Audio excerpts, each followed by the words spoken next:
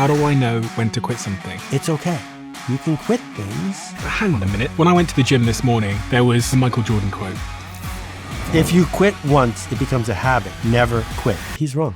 And it's very clear that he's wrong. And I've failed more times than most people are listening to this. And the simple secret for the power of quitting is the dip. And the dip describes something in the world that no one talks about. And so one of the things I try to do is help people understand it, because my whole career is about how can I help people do better? Find why they're stuck, realize what's holding them back, go solve the problem. Because problems are opportunity. And I believe all problems can be solved. But what we're wrestling now with is people are afraid, people are lonely, people are disconnected. They're victims of all sorts of media and commercial systems, and we've been indoctrinated to not notice it. So I really want to just focus in on people who feel stuck right now. So there's this philosophy which is the key to figuring out our stuckness. The donkey is trapped halfway between the water and the carrot. The donkey is thirsty and hungry, but he's unwilling to move away from either of the things he wants. So he starves to death and he dies of thirst. And all of us do this, and we do it with one simple word: but. I want to run the marathon, but I don't want to get tired.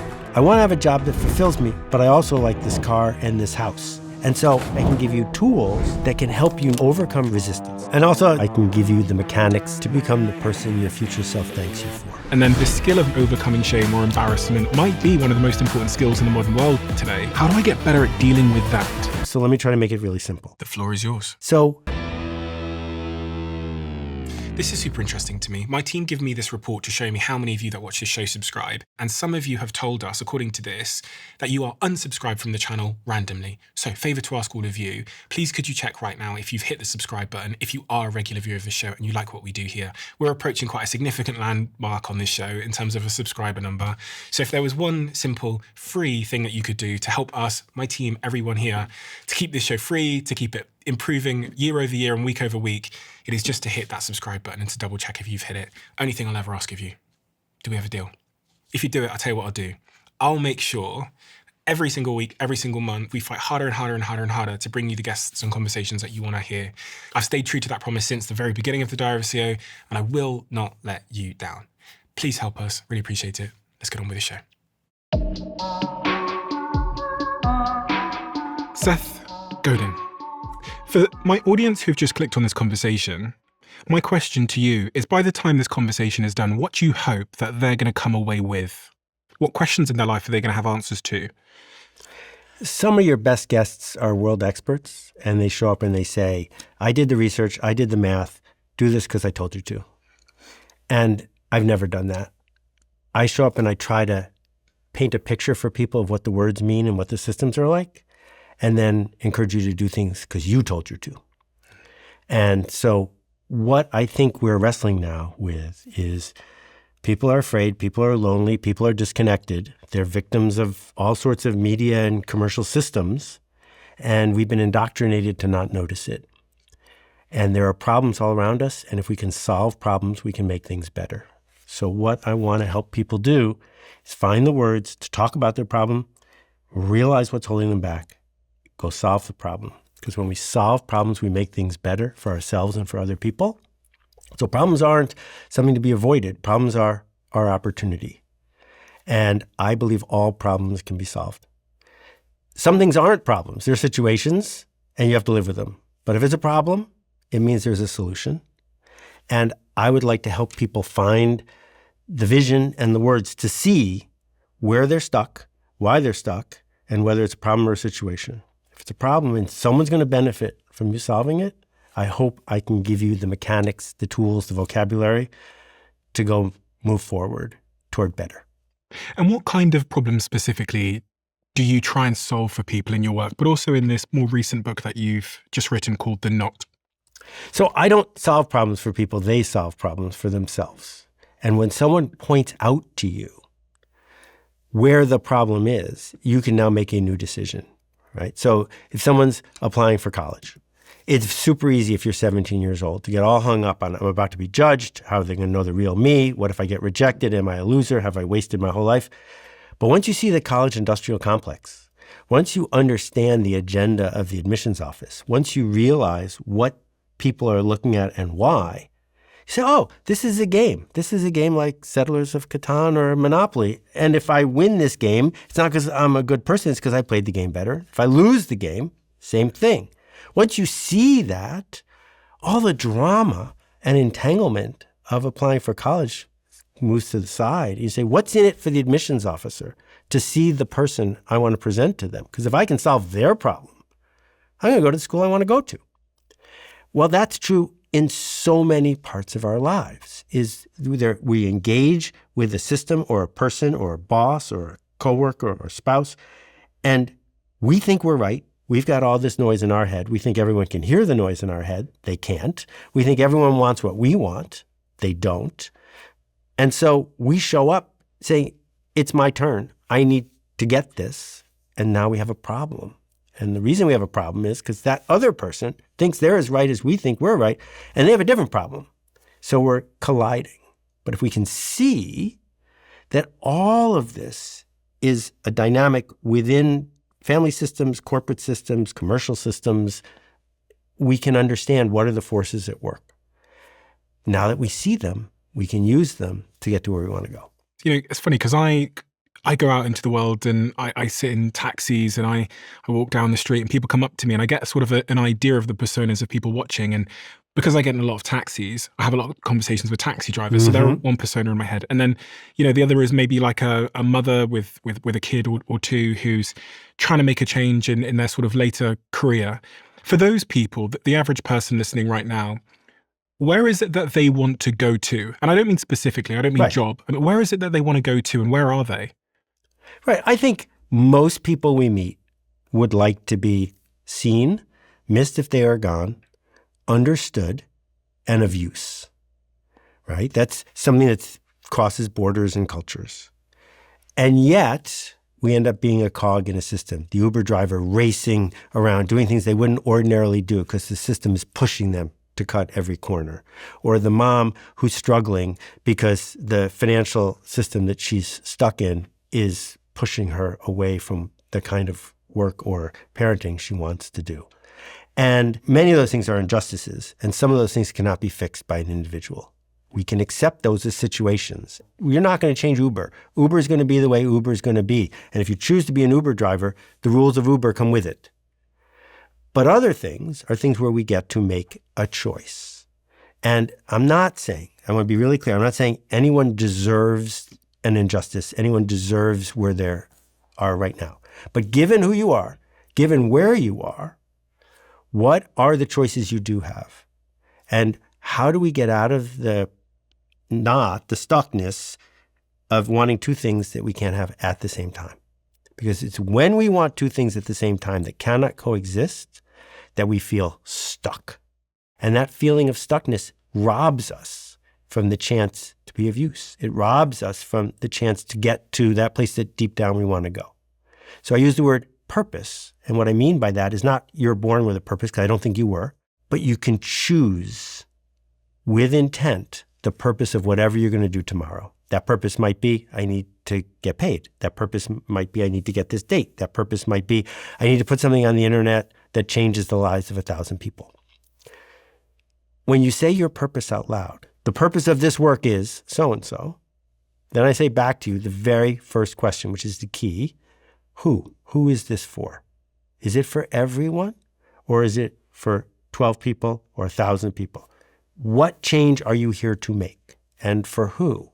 And if we can't figure out who the who is, then we feel like there's just this amorphous, horrible, heavy blanket on us, trapping us.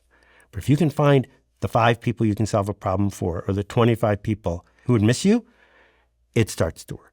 So let me give you a quick story to help you understand the analogy. You're a stand-up comic. You've been working really hard, and your agent calls, I got a great gig. So you go, and there's 100 people there, and you bomb. Not one laugh for 10 minutes, and you leave the stage. Then you find out it's a tour group from Italy, and no one in the room speaks English. So who bombed, right? It's your agent who put you in the wrong room. There was nothing wrong with your jokes. It was a mismatch because the audience didn't speak English. So you're allowed to say, it's not for you. When we show up to try to engage with someone it's not for, If we read the comments, if we read the reviews, and someone gives a great book a 1-star review, all that 1-star review says is, this book wasn't for me. That's all they needed to write. Nothing else in the review is helpful because someone else thought it was a 5-star book. So the author has learned nothing. So we pick who it's for. What is our intent? This person I'm going to help, I'm going to trade with, I'm going to engage, I'm going to sell to, or whatever. Who exactly? What do they believe? What do they want? What are they afraid of? If I can solve their problem, they're going to want to engage. And I can be of use. And then I can do it again. And then I can do it again. Is this a point about getting unstuck in your current situation? Is it come right back to who you want to serve, their persona, what their needs are, and then focusing on that? Because I'm thinking again about this Uber driver who feels somewhat powerless in their life. They think, I've got to sell my time to make this much money, right, but I'm not satisfied and I'm not fulfilled. So how does what you've just said sort of dovetail into that person's life? So people sometimes call me a marketer, and I had the luxury of starting my career right when television was dying. So before that, marketing meant big companies buying ads, interrupting people, hustling them, etc. And then it shifted. So I got to define marketing as anything I wanted. And I've defined marketing as telling a true story to the right people in a way that helps them get where they want, that they will tell their friends about. If you do those steps, you're not doing any of the icky part. You're being of service. And you don't have to have a budget to do this. We are all marketing. When you walk in tatty jeans to a job interview at an investment bank, you've just marketed yourself by your clothing, right? There's a signal that you chose to send and that they will receive or not receive. So when we think about the agency, the freedom that each of us have, we have the freedom to decide who we're going to show up for and what's the story that's built in. So back to this Uber driver. If you want to make a living driving a car and meeting interesting people, one thing you could do is give up all of your freedom to Uber and let them find you the passengers. But the other thing you could do is realize that there are 75 people who live in this suburb of your town who need to get somewhere reliably and safely and would be delighted to have you be their driver. And when you hand out the right cards to the right people, making it clear what you do and don't do, and who you do it for and don't do it for, getting to 15 regular customers is not out of reach. As a private chauffeur. Yeah. That path is a better use of his tomorrow than simply being ground out by some social media company or ride-sharing service. Bringing it back to this rope thing over here, because I really want to just focus in on people who feel stuck right now. The essence of where I'm trying to go to in this conversation is I want to speak to people that currently feel stuck, but they know that they're capable of more. They know that they could have another life, but they practically don't understand, I guess, both the psychology, the systems, the mechanisms, and I guess what they can control in order to move from where they are to where they want to be. Right. There's a rope here. Yeah. And it serves as a somewhat interesting analogy for, I guess, being stuck and pulling on the wrong thing. Yeah. You sound like a magician. Yeah. Okay. I mean, do you know the analogy? Because I don't know. Yes, I do. So 2,500 years ago, this guy named Alexander, he didn't have a last name yet, showed up outside of a small village in Turkey. And there was a legend from King Midas. There was a wagon there, and it was tied with a complicated knot. And the legend was whoever could untie this knot would become the ruler of huge parts of Europe. And Alexander was 21 years old, and he did not use a knife. He did not cut anything, but he looked at this knot that was tied to the wagon, and he did one thing that no one before him had ever done. He realized that there was a pole in the center of it that it was tied around, and he removed the pole, and then he could see by looking very carefully how the whole knot was held together, and he could untie it with no trouble whatsoever. And then he became Alexander the Great. Because the secret, the simple secret was we are stuck because we can't see what's holding us there. If what's holding us there we cannot change, like gravity is holding us to Earth, gravity's not a problem. Gravity's a situation.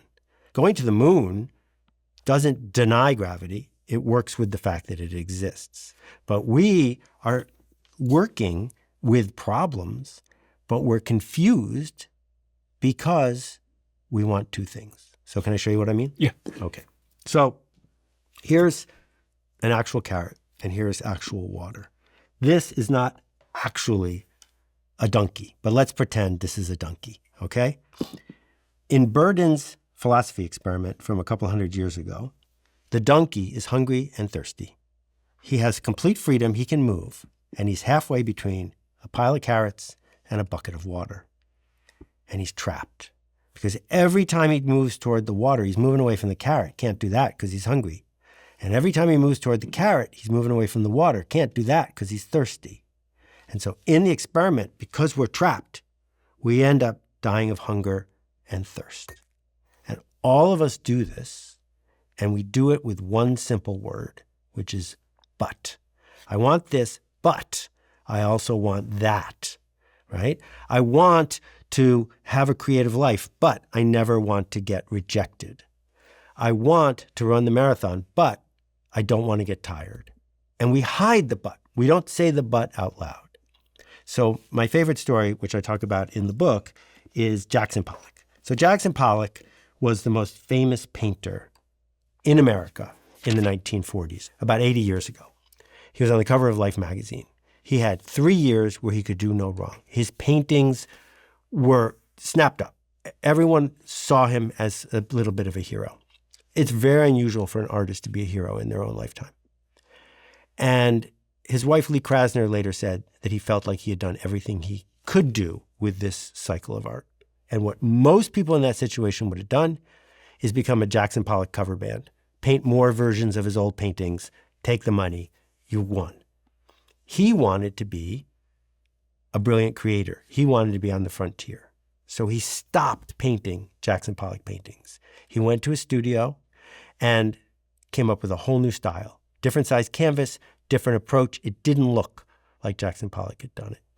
And he brought it to this big show, and the world yawned. Not one piece sold. And to this day, if you go to a museum, you will probably not see a second cycle Jackson Pollock. This led him to become even more of a substance abuser, which led to him dying in a tragic car crash that killed somebody else as well. Because Jackson Pollock wanted two things. He wanted to live on the frontier and be the creative artist on the cutting edge. But he also wanted to be the celebrity who could sell everything he made and was seen as a genius. He forgot how many years it took the first Jackson Pollock to accomplish that. And because the second Jackson Pollock didn't hit, the but became really loud in his head.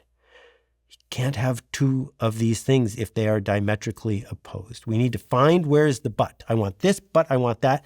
It's usually hiding as an and. But once we see it, once we say, oh, that is what is keeping me from giving the people I'm trying to serve what they need, that's why I'm not getting where I need to go, we can remove the pole, see the entanglements, see what we're measuring wrong, forgive them, make a new decision, and the problem goes away.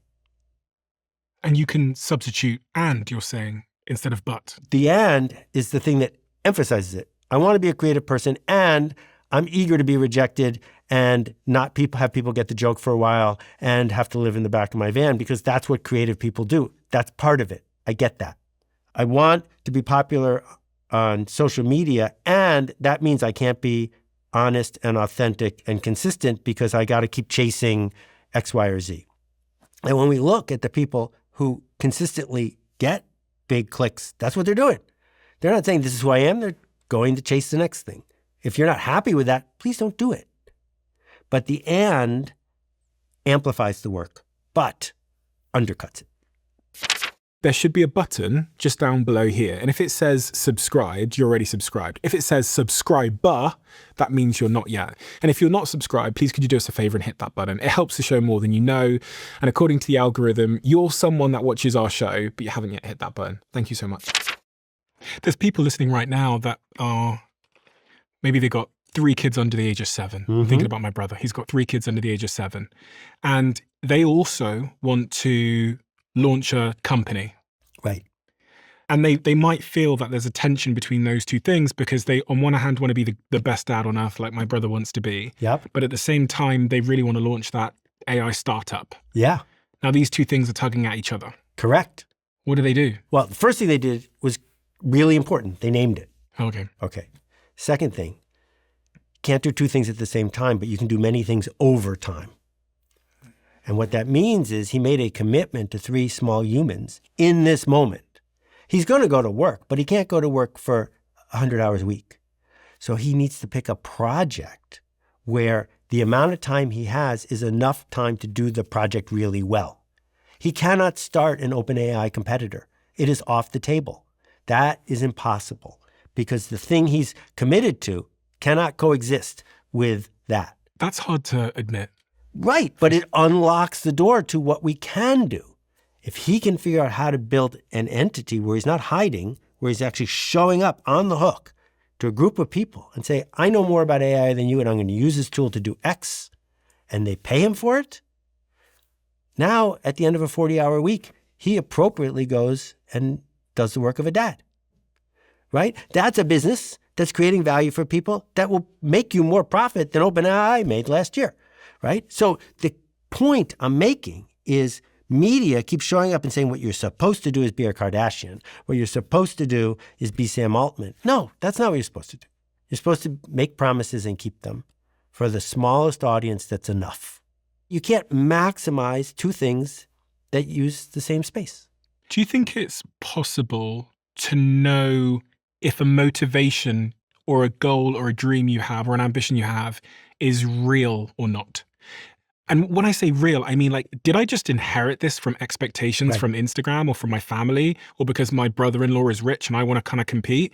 Is there a way to know if the goal I say I want is a real one? Yeah, I love this. This is brilliant. This gets back to the idea of purpose. What is the change you seek to make with the next cycle of your effort? Not your purpose on earth, but the purpose of the work you're about to do. Are you trying to make Mark Zuckerberg happy? Are you trying to make an anonymous commenter happy? Are you trying to teach a troll a lesson? Because when you say that out loud, you realize that's a ridiculous purpose and it's a trap. If we can be clear, what's in it for me? If I put this time in, what will I get in return?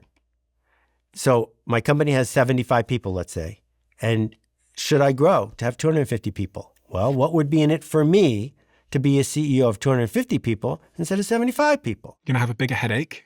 You're going to have more money, theoretically. Theoretically, but what you're really going to earn is a different kind of status. You have to decide if that status, boss of more people, that status, what I get to say at the cocktail party, that status of what could happen after that is worth the price you're going to pay to do this or not. And so we keep making these choices about what is the purpose of this work. And that leads to the key from Steve Pressfield, which is resistance. And resistance is any feeling we have that keeps us from doing generous, generative, creative work of any kind. So for example, writer's block is resistance. For example, you're going out on a date and you change your outfit 6 times.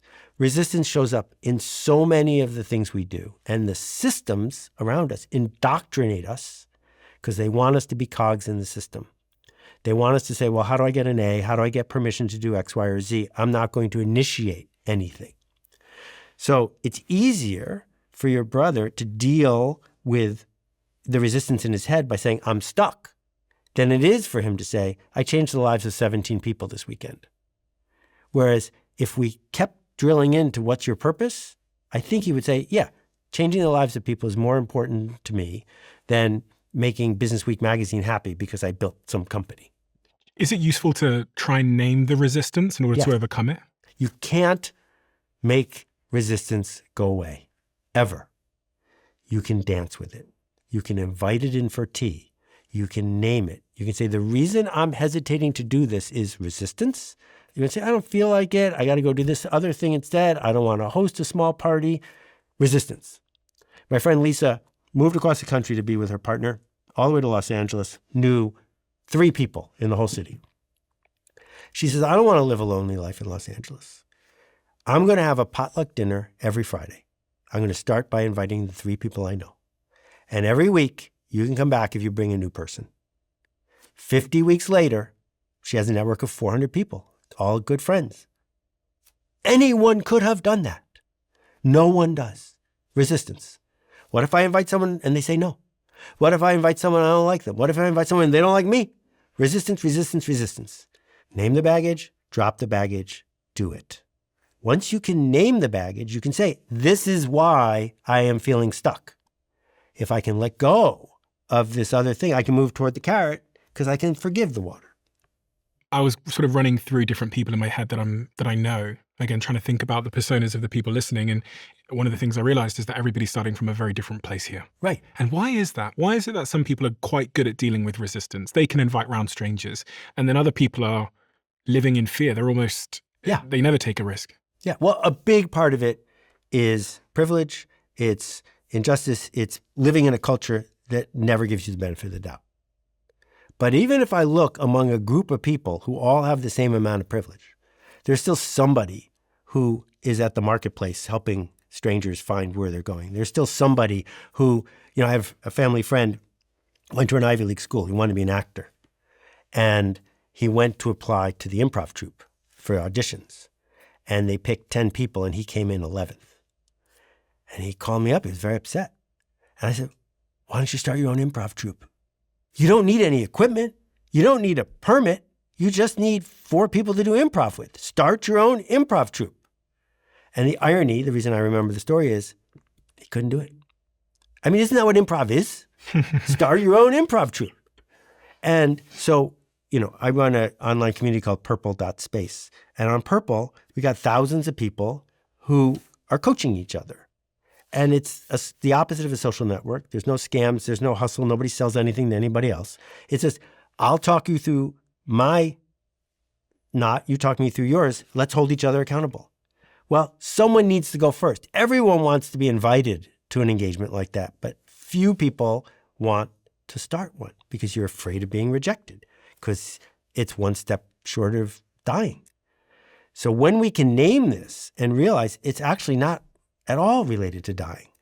This isn't about hustling someone and getting in their face to sell them something. This is about offering to solve their problem as you solve your problem by naming the thing and figuring out where we can be of value. One of the things that I've experienced as a podcaster is a lot of people come up to me in the street and they'll tell me about the podcast idea that they've had for 4 years. Mm-hmm. And it's quite a curious thing to observe because it appears on the surface that they are serious. But the very nature that they've been mulling it for a couple of years means that there's probably some kind of resistance there. Correct. Exactly. So for a couple of years, my friend Alex DePalma and I ran the Podcasting Fellowship. So thousands of people went through this workshop to start a podcast. And the reason podcasts are such a great example is everyone knows what a podcast is. And the cost of starting a podcast is less than $1. So why don't you have one, right? Okay, well, so we start the cycle by give me all the reasons you can't have a podcast. And one of the ones that comes up is, well, I don't think I could get good guests. And then we would say, okay, who would be the best guest you could ever get? And amazingly, Michelle Obama's name comes up. Yeah. Michelle Obama's not going to be on your podcast.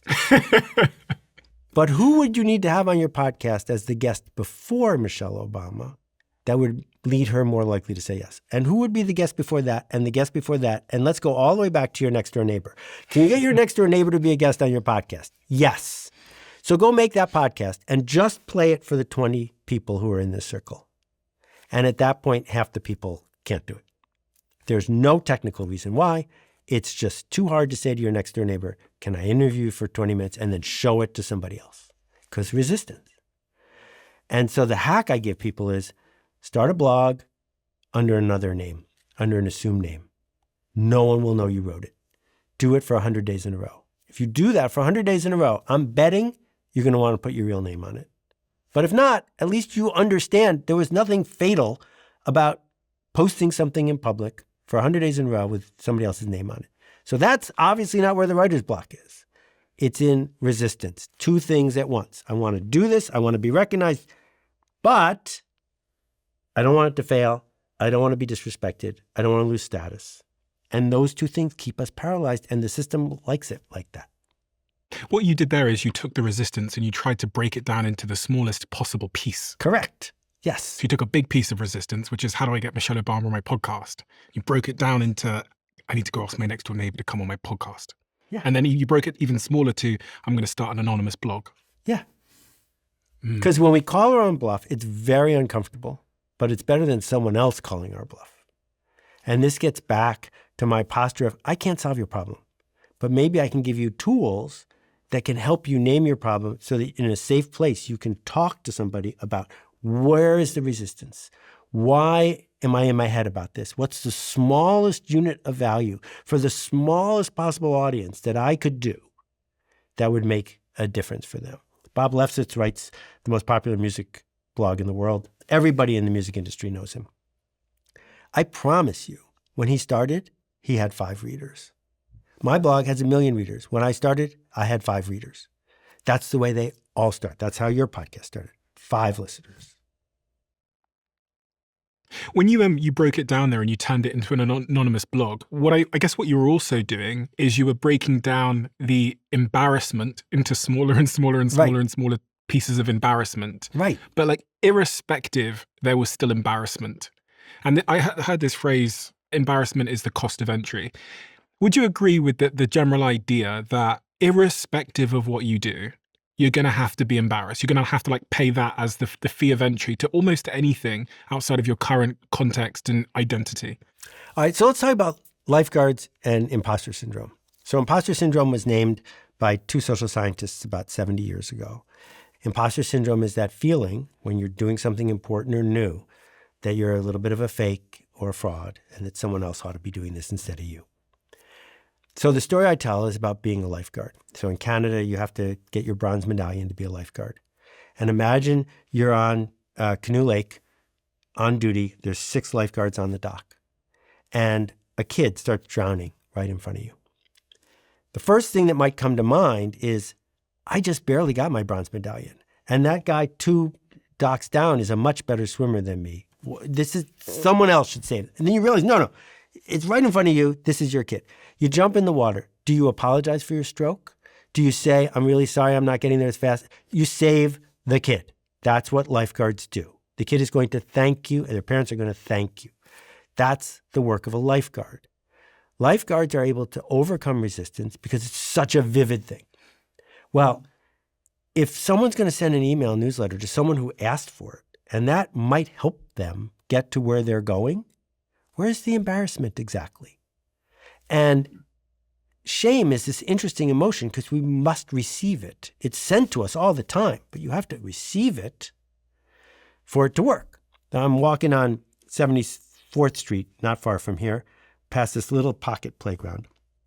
And I hear a 4-year-old inside the playground taunting somebody else. And this kid is making fun of this guy, making fun of his clothes, making fun of the fact that he's bald. And then I realized the kid's taunting me. Because he was just, it felt safe for him and he was just yelling at bystanders. The point was, it instantly brought me back to 3rd grade. Instantly brought me back to what does it feel like to be bullied. But wait, first of all, you're on the other side of a fence. I'm never going to see you again. You cannot put any shame on me. It bounces off of me. And when we can get to useful work for a small audience of people, we're allowed to say to someone who doesn't get the joke, sorry, it's not for you. I forgive you. I don't have to accept your shame. I don't have to accept the embarrassment you want to give me because I'm here for the right reason. And if it's not for you, we both learned something. I guess because of the internet as well, embarrassment is everywhere and shame is everywhere. You start anything on the internet, there's going to be some troll that tells you it's terrible. Even when we started this podcast, still today we get a lot of people telling us it's fucking terrible, but because it's everywhere, one could almost argue that overcoming it is now a superpower because everybody that does anything is going to encounter it, and you know how painful it is to deal with that. And you also know that most people won't. That actually the skill of mastering like overcoming shame or embarrassment or critical feedback or whatever it might be one of the most important skills in the modern world today when there's so much negative feedback and so much shame or embarrassment or whatever. That's what I was thinking of when you're saying it. It's like, how do I get better at dealing with that? Well, let's look at it slightly differently because I think that's a great point. But practical empathy says, I don't know what you know. I didn't have the day you had. I don't want what you want, and that's okay. And I can forgive that, and I don't have to take it personally. I can simply take it seriously. And those are different things. Here's an interesting semi-business example. You've been to Shake Shack. Yes. My friend Danny Meyer started Shake Shack. It's now a multi-billion-dollar company. Shake Shack is based on his youth in St. Louis, Missouri. And he grew up with crinkle-cut French fries. Crinkle-cut French fries are the secret to a certain kind of fast food hamburger joint. And fancy New York restaurant critics, Ed Levine, the New York Times, said, what are you doing? You're making this whole big deal out of everything is handmade and fresh. You're serving frozen crinkle-cut French fries that we can buy in the freezer at the supermarket. You need to make real French fries. So Danny, his status is associated with the fanciest restaurants in the United States. And he and his team see this assault they're getting on being embarrassed about the French fries, which are at the heart of their menu. So they spend millions of dollars over the course of a year researching potatoes, reconfiguring every single restaurant, putting in a different kind of fryer. Making fresh-cut French fries is a really big challenge. Also, fresh-cut French fries are a living thing, and in May, the potatoes are different than they are in November. So sometimes a fresh-cut French fry is the best French fry you ever had, and sometimes it's limp and not very good. And they switched to fresh-cut French fries because they wanted the status that came from New York cultural critics saying, these are guys that are authentic. They're the real deal. And the French fries were no good. And the entire internet blew up and say, what have you done to Shake Shack? And the staff hated making them, and it was a mess, and you had to clean things differently. Nothing good came of this shift except making a couple people in New York City happy because that's who they decided to listen to. And one day, Danny looked at this and said, what is the purpose of the French fries at Shake Shack? Do the French fries at Shake Shack exist to help a non-customer feel good about eating at a Danny Meyer restaurant?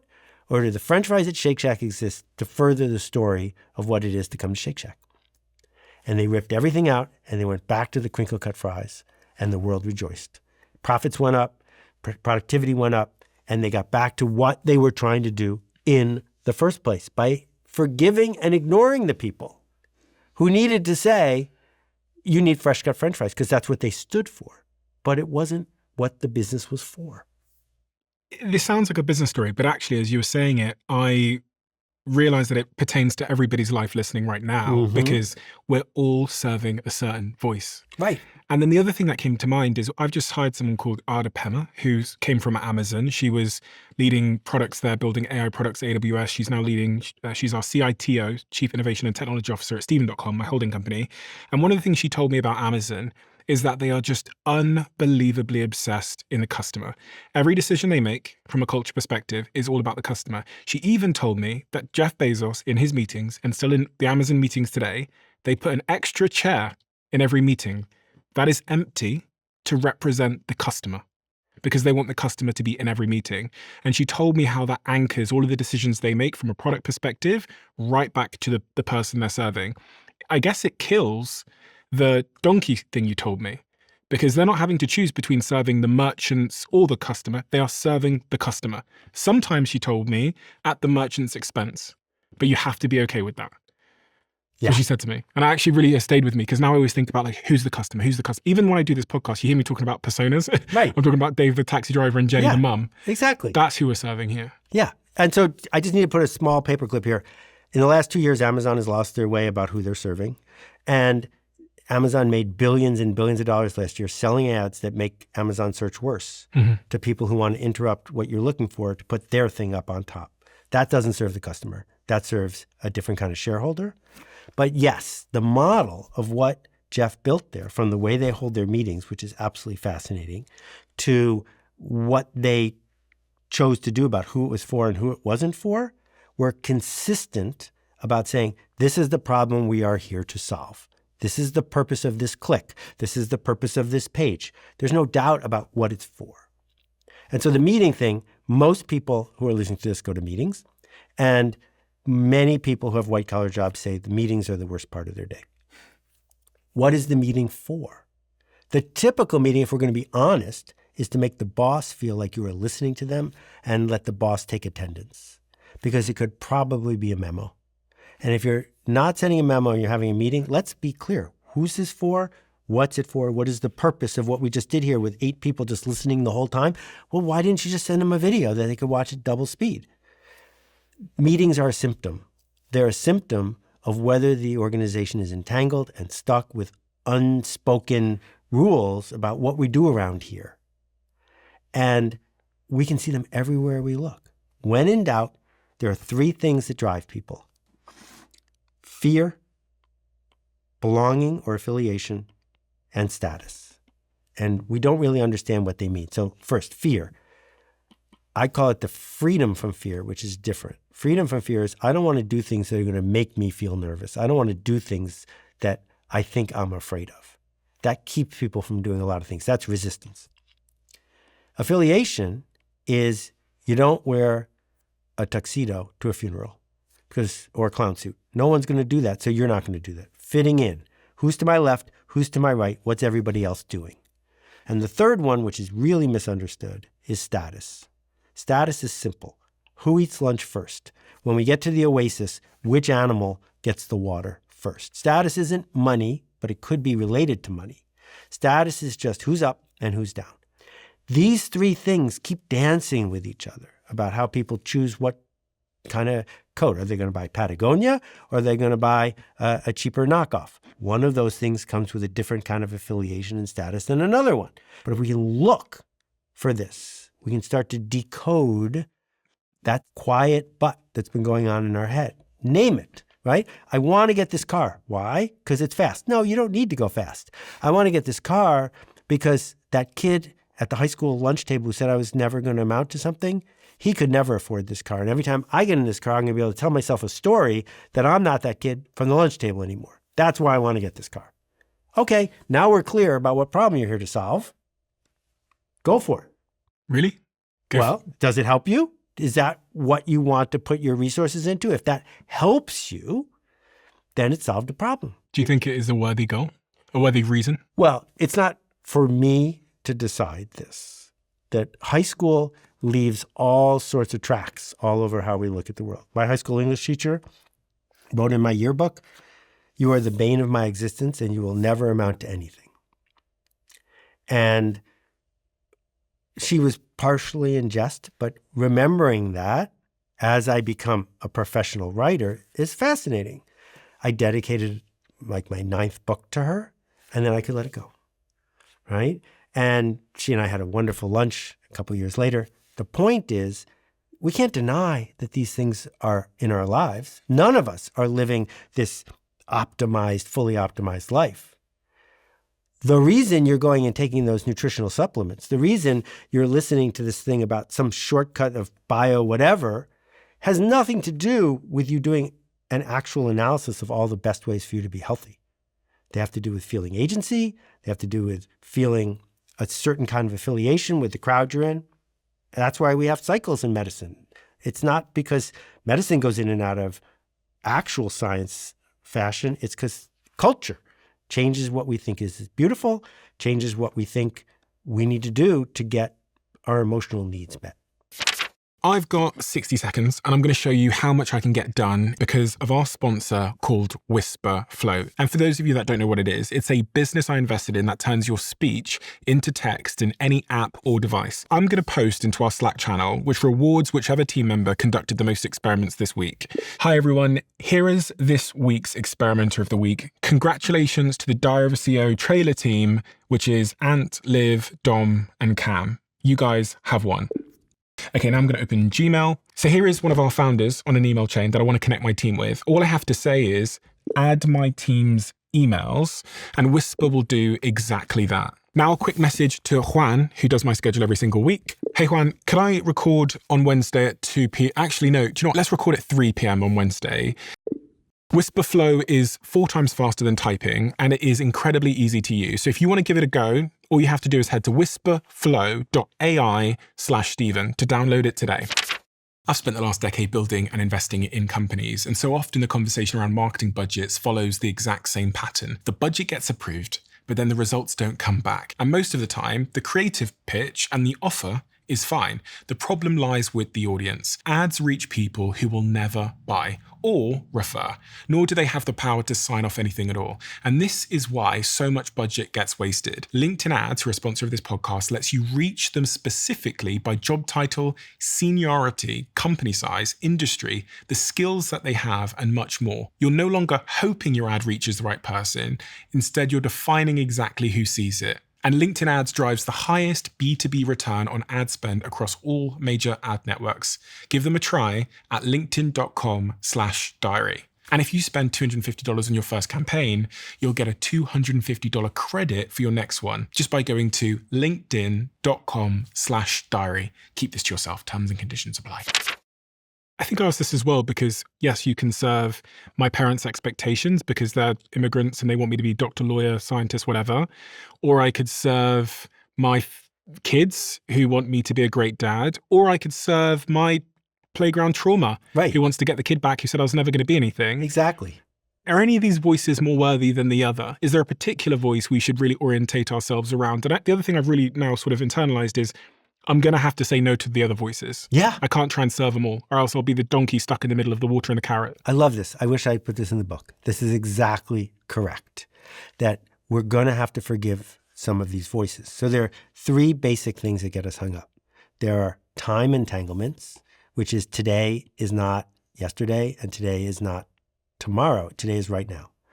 There are social community entanglements. What will this person think of me? What will that person think of me? And then there are the entanglements we have with our vision of ourselves.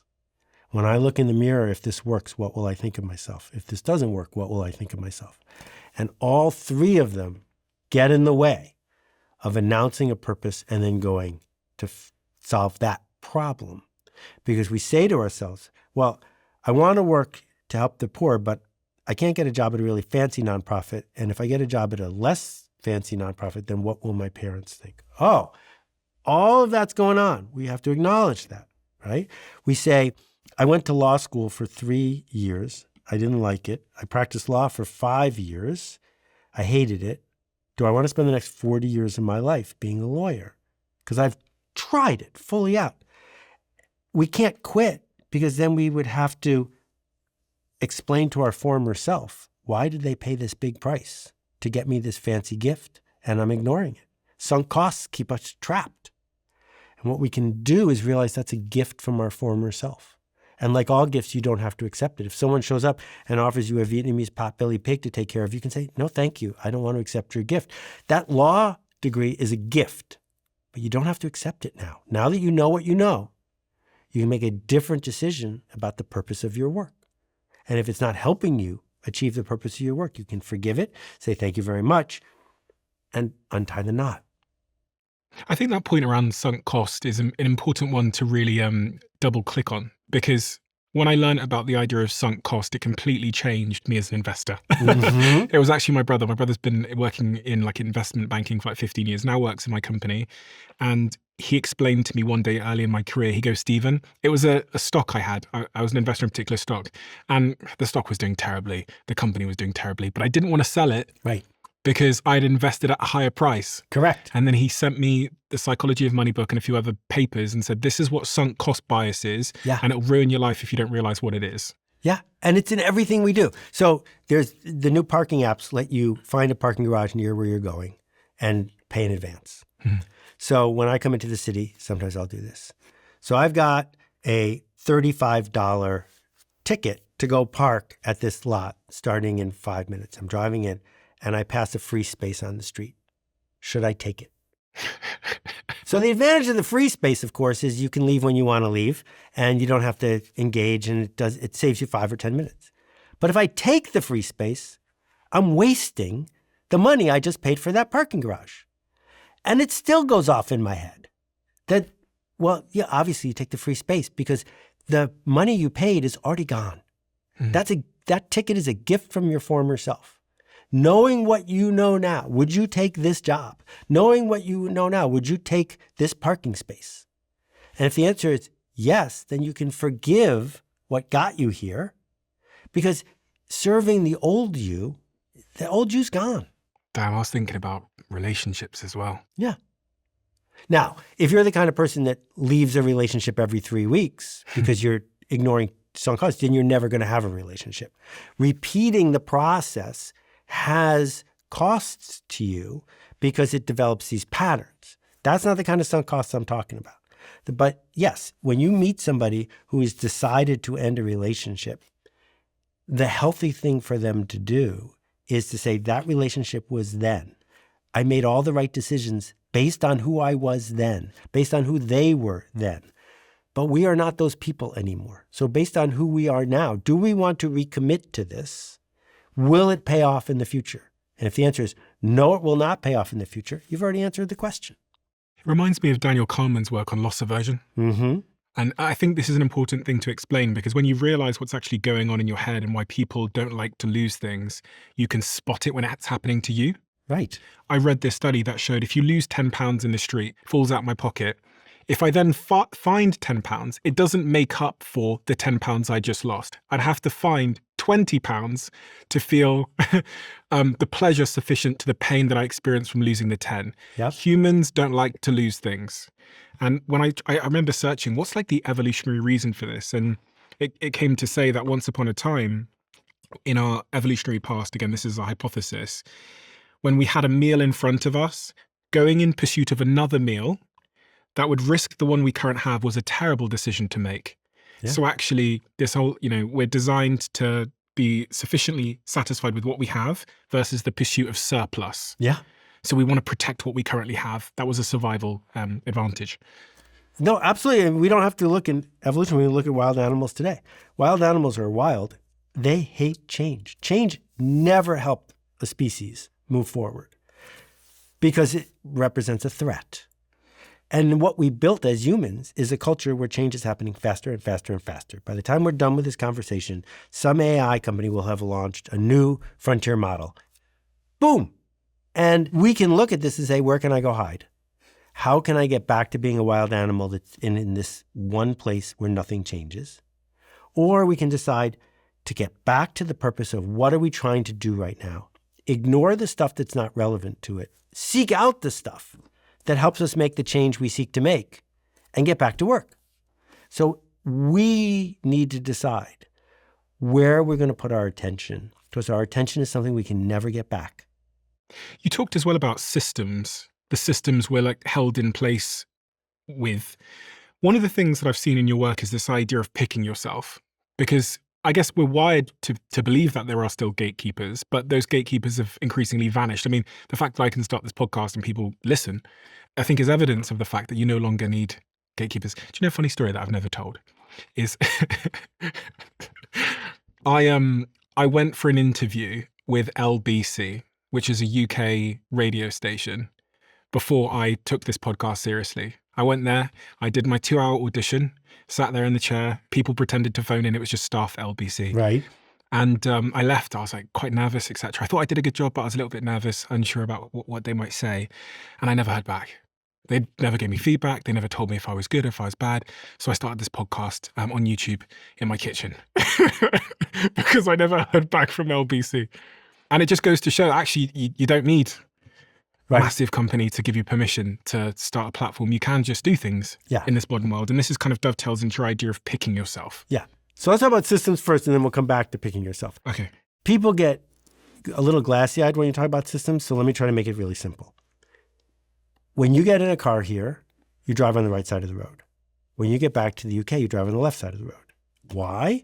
Because it's way more efficient to drive on the same side of the road as everybody else. We have a system that says if you're going to drive in the United States, drive on the right side of the road. Systems start to get a little bit more complicated. The college industrial complex is a system that starts in first grade that includes things like the SATs and the stickers and the football teams and the dorms. And it's a 400-year-old system that we got into because it works. It works for most people most of the time. It's an easy way to look at a resume, see one word, and decide if you want to interview somebody or not. So the system that people my age grew up in is you would do as well as you could in high school and a college would pick you. And then you do as well as you could in college and then a company would pick you. And you do as well as you could at the company and then they would pick you and you get a promotion. And then you would die. And so we indoctrinated billions of people around the world, please wait to get picked. Here are all the rules. And if you follow all the rules, you might get picked. Turns out it was rigged. Some people got picked unfairly, but that's what we got brainwashed. And we still teach our kids this. And then all of a sudden, starting in the 90s, we said, here's a microphone, here's a video camera, here's a typewriter. Pick yourself. And now it's extended to, here's an AI. You can start a company by tomorrow. You could build a complicated website by Friday. Wait, I'm waiting for someone to tell me I should go do that. No one's going to call. It's $20 a month. You can probably get it for free at your library. What are you going to do? And when we put ourselves on the hook, it's super scary.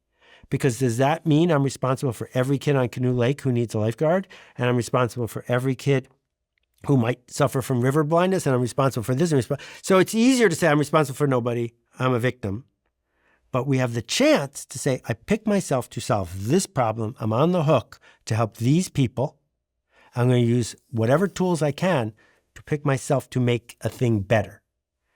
Turns out that's generative. If you get a little good at it, lots of people will ask you to do it again. When you give away credit and take responsibility, lots of people will ask you to do it again. Sometimes we tell ourselves that we're waiting to be picked because it's a nice excuse for resistance. Mm-hmm. We live in a permission-seeking state because it's a good shield to avoid this thing you were talking about, which is the freedom from fear. Yeah. I mean, the entire New York City book publishing industry is based on the author gets to say, well, they picked me to write the book. And then I got to go promote the book because I promised I would promote the book. The book isn't there because I wanted the book to be there. They asked me to write this book. And as soon as you can publish your own book, as soon as you can start your own YouTube channel, you don't get to say, great news, YouTube called. They want me to start putting things on YouTube.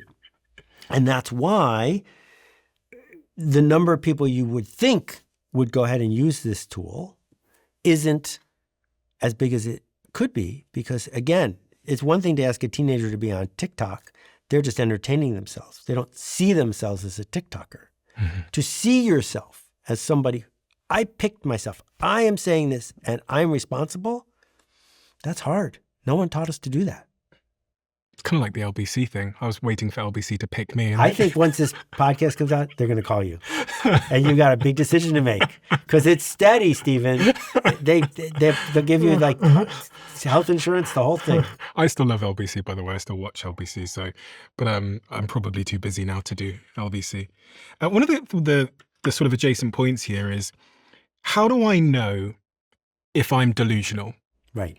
I always think this because a lot of the advice we give people around like getting going and starting and pursuing the thing they want to pursue doesn't necessarily always come with the nuance that actually, like, I can't actually be an NBA player. Correct. But how do I know? Because all the advice is just go for it, pick yourself, etc. But yeah, that's not my advice. I might not have the talent.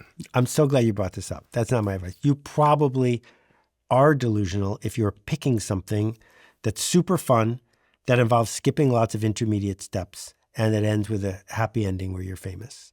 The chances of winning that lottery are very, very low. So people come to me and say, I got this great book. Will you help me get a career as a novelist? And the answer is super easy. Take your novel. It was really hard for you to write. I get that. Make it into a nicely formatted PDF. Costs you nothing. Email it to 20 people. If they send it to other people and it spreads, someone's going to call you and hire you to write your next novel. If it doesn't spread, write a better novel. But don't start running around saying, I'm a novelist and I deserve to get picked and have a big advance. The heartbreak of someone who is delusional is they insist that the world owes them because they worked so hard on X, Y, or Z. Or that they have found some secret transcript that if anyone else understood it, everyone would realize. Well, if people don't understand it, that's on you. So we can get past the delusion by going for the smallest viable audience. What's the smallest group of people that if I made a difference for them, it would be enough? What's interesting is I imagine if you said that to some people, they would really not like the answer. People hate it when I say this. Why? Because it's so comfortable to be stuck in that knot. I'm a genius and I'm really hardworking, but no one in the world understands me. So now my butt isn't the problem because I don't have to worry about any of the things that come with the responsibility of it being in front of the wrong people or whatever. It's so much easier to say, if only. And I need to be home for this, or this thing happened to me, therefore I'm stuck. We're safe at some level in that frustration. And so what I'm trying to do with the knot is help people understand this is possible, but it is not easy. This is possible, but it will not give you the thing you are dreaming of. It will merely find a path to get to where it is possible to go. That's a grown-up thing to have to commit to. If someone's not happy with the advice you just gave, I think it also illuminates that maybe their motives are wrong. It reminded me of when I started this podcast and I had these two friends, Oliver and Ash, come to me and say, that was good, when's the next one? And I always say, if they hadn't have said that to me, it probably wouldn't have continued because I was busy with other things. But those two people who I trusted and would tell me when something is terrible, and often do, saying that to me, it gave me so much energy and motivation. And I kept publishing, in part for them, because I knew Oliver had this 3.5 hour commute to work every day from Sheffield. And I loved the process. I was getting this feedback from this particular person that carried on going. But a lot of the time, actually, I think a lot of people would bounce off this advice of just send it to 20 people because they're actually attached to the podium. Right. And what you're saying is, no, focus on the journey. Right. But they want, in their head somewhere, actually, no, I don't fuck the journey, Seth. I want to be famous and I want the £1 million. Right. And that's not what you're offering them. But actually you are. Well, someone's going to win the lottery, Stephen. And it's probably not going to be you. Ugh. And so in your case, we're talking because you won the podcast lottery. There are 100 podcasts as good as this one out of 1 million, right? That's pretty amazing. But there's still 100 of them. So you show up to buy lottery tickets in a way that lets you buy more lottery tickets. You show up to add value for people so you can keep going. And then when there's a lottery, you got a shot, right? But along the way, the journey says, I have a chance to say, here, I made this. I made this means it's for you. It is a gift I'm giving you. If you don't accept the gift, I can't blame you. I just have to make a better gift. But if people start accepting your gifts, you have traction. And Steve Blank talks about customer traction. As an investor, you know this. Customer traction is the single best indicator of whether a startup is going to succeed, more than any other metric. How many customers would miss you if you shut down tomorrow? And for a pizza place, 100 is enough. Yeah. They say that a lot in product development. They say, just make a thing for one person you know. And make it for one person you know that really, really, really loves it. And it will turn out that there'll be lots of people like that person you know. Enough people. Enough Maybe people. It's not lots, but it'll be enough. And so this cycle we're talking about isn't self-focused. It's empathic. You have to let the audience in to your thinking, or else you're thinking about what's in this for me and me alone. And that's narcissistic, and that is where you see all the internet hustle going on. All the people who are trying to pressure folks into sending them $5 or multi-level marketing, all that stuff. That isn't what's possible, and it's not what we should be spending our time on. But when we can be of service for the right people, we have a chance to make things better. But I need to put a big aside here, which is where resistance kicks back in. The only way to launch something new is to create tension, not to relieve it, but to create tension, generous tension. The tension of you might be left behind. You won't be in on the first cycle of it. I have this thing that's going to help you and you don't know what it is yet. Tension that's offered generously is the only way people create forward motion. So Taylor Swift is having a concert, 15,000 people can fit in the arena. She just created tension for 40,000 people because they're saying to their moms and dads, I got to go get tickets before everybody else. If she's not willing to create the tension, she can't go on tour. So yes, it's awkward to create a tension. It's awkward to say, I'm doing this event. I hope there's room for you. But it's the only way we can cause other people to decide to move forward. I was stress testing that Taylor Swift analogy. And the way that I stress tested it was, well, what if Taylor did a gig and there was unlimited seats? people would still go, I guess, because the tension is that she's so good, I might miss the experience, as you said. There's FOMO itself is the tension. Right. There's unlimited seats, but there's not unlimited nights. It's just tonight. Yeah, okay, yeah. And that's why live events create a different sort of tension. This videos on the internet you haven't seen, I haven't seen. And we're not stressed about that because they'll be there tomorrow, right? But the live event starts to change how we're going to engage with it among that community. What else is sort of adjacent to this idea of getting unstuck? Because that's really what we're circling here. It's like the things that keep you stuck and how to take sort of actionable steps outside of being stuck. Is there anything else we need to close off on here? So you saw some of my juggling balls there. Juggling is fascinating because when you see someone on the street, if you're a good person, if you see someone on the street juggling, you're not rooting for them to drop a ball, right? That we want the juggler to be able to juggle. So when people say, I'm going to learn how to juggle, what happens is they throw one ball and they can catch it. They throw the other ball. But within 2 or 3 throws, one of the balls goes over here. So they lunge to catch it because juggling is about catching. So they lunge to catch it, but now they're out of position. And the next one's going to hit the ground. And then people give up. People give up because they think juggling is about catching. It's not. It's about throwing. If you get good at throwing, the catches take care of themselves. So the way I teach juggling is with one ball. Throw it, catch it, throw it, catch it, till you're really bored. Then 2 balls. Throw, throw, catch, catch. This is not hard. But if you do throw, throw, catch, catch for 20 minutes, every ball is landing exactly where it's supposed to. And now juggling is easy. But what we are hooked on, and listen to any self-improvement podcast, it's all about the catching. Right? Does this help me lose weight? Does this help me find friends? Does this help me build my business? Those are all catches. Where's the throwing? How are we going to get good at throwing? How are we going to get good at realizing, even if no one reads this next short story, I'm going to get good at putting words on the page. The process, the practice. If we can develop a practice, we're no longer attached to the outcome because the outcome's out of our control. The practice is under our control. Get good at throwing. Get good at seeing where problems lie, seeing where audiences are, seeing where you can be generous. When you get good at seeing those things, the catches take care of themselves. This is something that I've made for you. I realize that the Diary of a CEO audience are strivers, whether it's in business or health. We all have big goals that we want to accomplish. And one of the things I've learned is that when you aim at the big, big, big goal, it can feel incredibly psychologically uncomfortable because it's kind of like being stood at the foot of Mount Everest and looking upwards.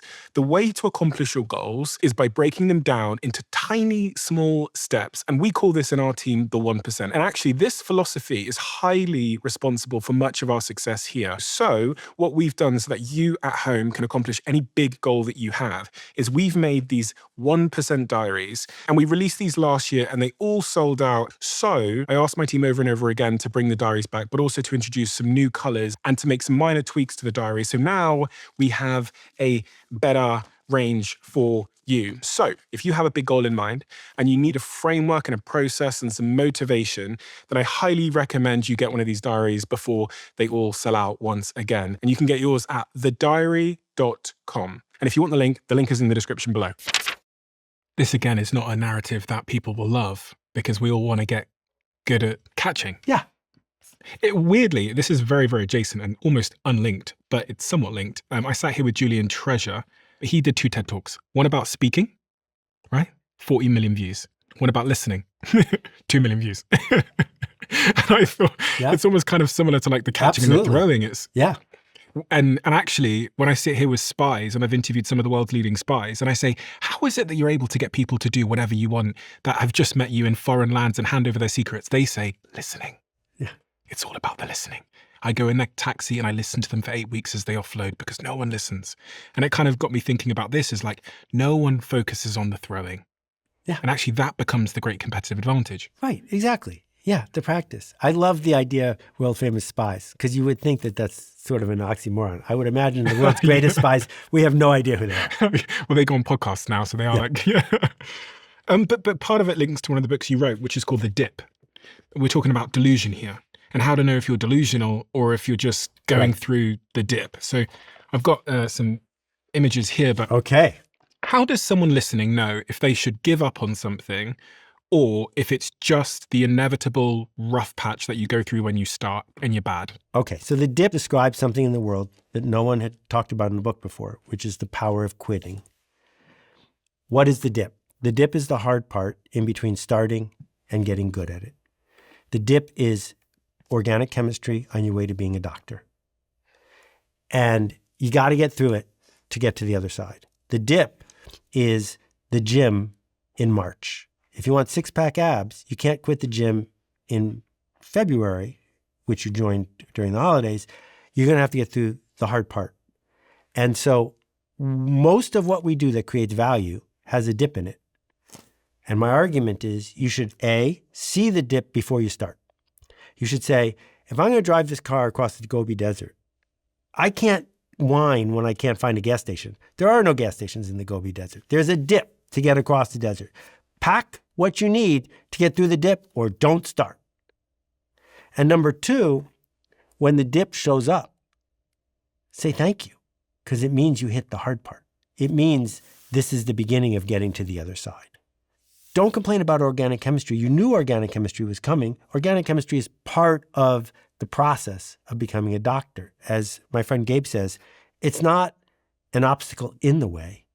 It's something along the way. And it's a signpost that you're on the way. So your question then is, should we quit? Has anyone ever made it through this dip before? If this is a dip like organic chemistry, where every single doctor in the world has made it through, now you know. You know this is coming, and you know if you make it through, you're going to get to the other side. On the other hand, no one that I know of has ever smoked their way through emphysema. That when emphysema shows up, it's not a dip. And continuing to smoke is not going to make you better. It's what made you worse. It's a cul-de-sac. It's a trap. And so what we look for when we're talking to people about this journey, this delusion, this problem we're trying to solve is, what does it usually cost to get through a dip like this one? Do I have the resources to get through it, or am I just throwing good time and good money after bad? But if you got a business that's losing money and losing money and losing money and losing money, and there's no evidence that putting more money into your thing is going to get you to the other side, that's a cul-de-sac. Forgive yourself, the old self who started the wrong business. Say, thank you. Thank you for having the right insight, but it wasn't correct for this world today. I forgive you. I'm going to go quit and do something else. The key word there you said is evidence. Yeah. And the evidence could be, as you say, small. Yeah. So if we think about the business, if you got a retail shop or a restaurant, the ones that succeed, 95% of their profit goes to the landlord. And the ones that fail, 102% of their profit goes to the landlord. That's the only difference between failing and not failing in one of those businesses. The landlord's job is to take as much as they can of your profit, but not too much that you go out of business. So someone's got a 4-year lease. They're 2 years into it. They're not making rent. They're losing money every single day. And they have a sunk cost, which is, I got to pay for the next 2 years of this storefront, whether or not I'm in here. But you can quit because you can forgive that 2 years you have to pay. You decided that 2 years ago. That's not a new thing. That's an old thing. Are you really going to spend the next 2 years of your life punishing yourself because you made a decision a few years ago and signed a bad lease and built the wrong business on the wrong street in a system that doesn't support you? Why? You can't get those 2 years back. But we can take a deep breath and say, yeah, I'm going to leave this place empty and go build something really useful over here. And I'll come out way ahead compared to defending that old decision. But hang on a minute, Seth. When I went to the gym this morning, there was quotes written on the wall. And the quotes are like this one here. Can you read that out for me? If you quit once, it becomes a habit. Never quit. It's a Michael Jordan quote. Michael Jordan. Yes. I'm never going to have an argument with Michael Jordan, but he's wrong. And it's very clear that he's wrong. He doesn't play professional baseball anymore. He doesn't play professional golf, nor does he play professional basketball anymore. Because humans age, and he did a thing, but then he stopped doing the thing because it wasn't productive anymore. And when we think about our fuel, he used as an athlete a couple things to fuel him. One thing he had was grievance. And if you listen to his Hall of Fame speech, it's just a long list of chips he's had on his shoulder for his whole career. That's fuel. Based on who he was and how he grew up, that's how he gets on the court. And the second one was never quit. So if those two pieces of fuel help you become the greatest basketball player of your generation, I'm not going to argue with you.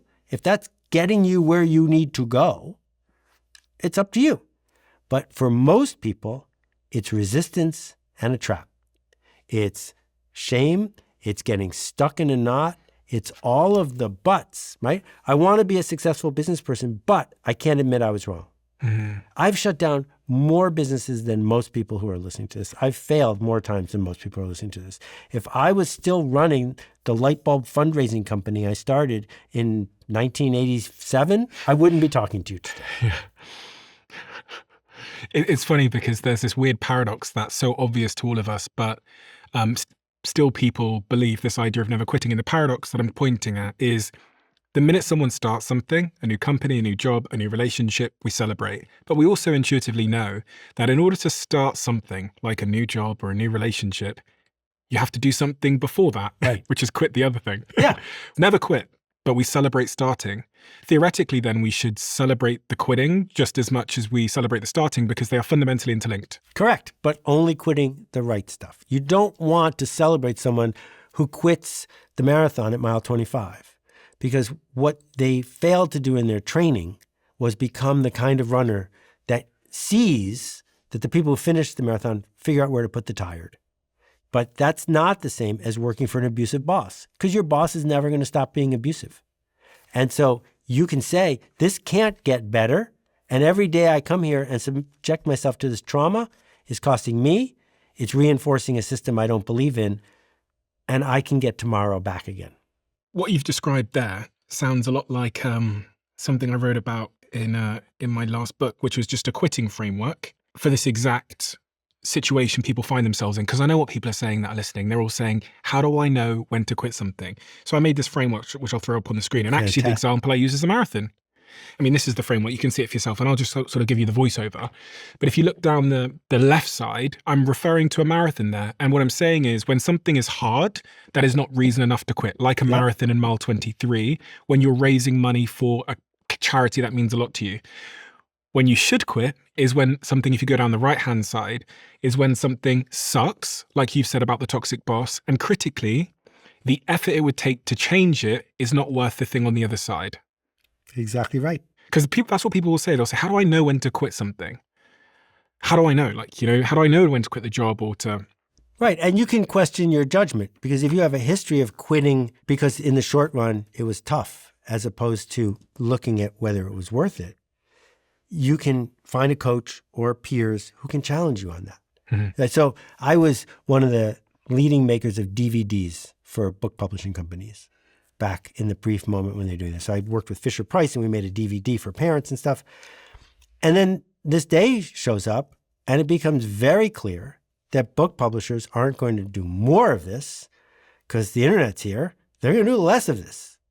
So every day I would be defending what I had built as a DVD producer was completely wasted. So forgive yourself. I didn't change the world. Somebody else changed the world, but it's not going to get better. This is a cul-de-sac. It's a dead end. Thanks for doing this. Let's start something else. Because there's a lot of people right now that are in their 30s, 40s, 50s that are in jobs that have not made them fulfilled for a decade. Yeah. But they're 20 years in, they've climbed the ladder, they're director. Right. So they have sunk costs because they've earned the spot. But they also have a whole bunch of entanglements. Like, I want to have a job that fulfills me, but I also like this car and this house. I want to have a job that fulfills me, but I also like my neighbors thinking I'm this stable, respectable person. I want to have a job that fulfills me, but I have all this other stuff I have to pay for. All right. But if we look at those buts, we realize you just made the choice to stay in this job. So you don't have to fret about it anymore. You've accepted that you made that choice. The alternative is move to a 2-bedroom flat, eat rice and beans, take a deep breath, reset all these things, and now you can get a different job that's going to pay you half as much because you gave up the buts, right? A job that fulfills me will give me a better relationship with my family, will give me hope for the future, will give me a chance to make X, Y, or Z happen in the world. That's hard because you can't have the buts. You got to let them go. In that scenario, I have the car. I have the business card, which is impressive to people. I get invited to nice things, but I'm miserable. Right. So what do I do? I've got a community I've built around this identity that is on this business card, but I'm miserable, Seth. Right. So the magic of this process is if you announce through this that it's a situation, that all these other things are so important to me, that I cannot change my job, suddenly your job gets a lot better. Because you're not bridling against it. You chose it. And so if you talk to people, I gave a couple talks for people who are in the funeral industry, undertakers. Most of us would not sign up for that job as high school students at the career fair, right? But the people who stick with it, they're not sitting there saying, this is horrible, I hate being around dead people. They're saying, all the stuff that I get in my life, this is part of it. It comes with it. Just like getting tired in the marathon comes with it. If I want to have this life where it's stable, where I don't have to move around, where I'm a member of the community, where the cash flow is assured, and I get to be an undertaker. Within that structure, how do I be the best undertaker I could possibly be? As opposed to wishing that I would get a call from Michael Jordan who wants me to run his financial empire or something, because it's not going to happen. I get to be. You're taking back control from the situation. Correct. You're shifting from victimhood to control. Right. There's this remarkable couple of stats that I read about this idea of feeling like you have control and how it changes your outcomes in your life. The first stat is people who believe they are in control of their life and have control over their happiness rate their overall life satisfaction at an average of 7.4 out of 10, compared to those that don't feel like they have control over their situation, who rate their life satisfaction at 5.6. Yep. People who report low overall happiness are 5 times more likely to feel like their own personal situation is entirely outside of their control. I mean, this was a landmark study they did in care homes. In a famous 1976 study, elderly residents given plant care and small daily choices that they could make were 50% less likely to die over an 18-month period compared to residents whose care was fully handled for them. Yeah. Crazy. The power of feeling like you have control in your life. Right. And also, I don't know the stats, but when they give people in hospice control over their painkillers, as opposed to them having to wait for someone to give them a painkiller, they don't necessarily take more painkillers. It was knowing they can do it. Same thing back to the meetings thing. If you have a job where you're going to meetings all day where you just have to sit like this, you've lost control over your day. And I'm not here to say there's no cost to switching. There's huge cost to switching. That's why you chose not to switch until now. But let's name it.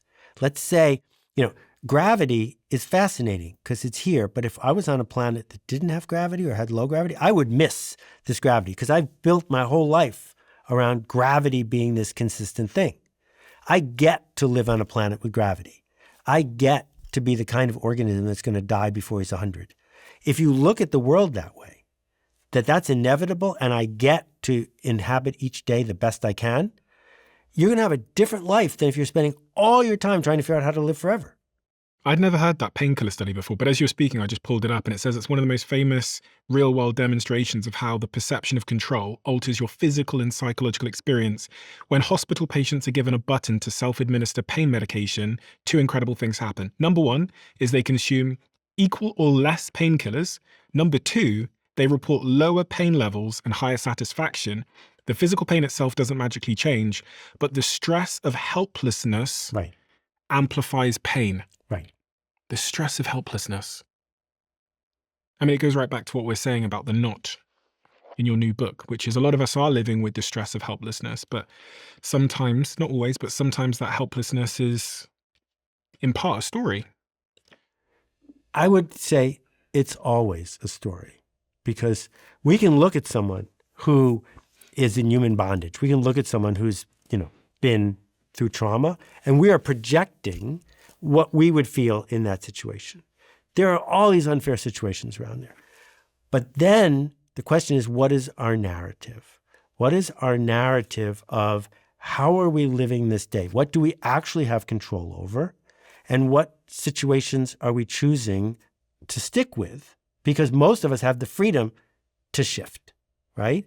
And so it's a story we tell ourselves that might not change the outside world in the short run.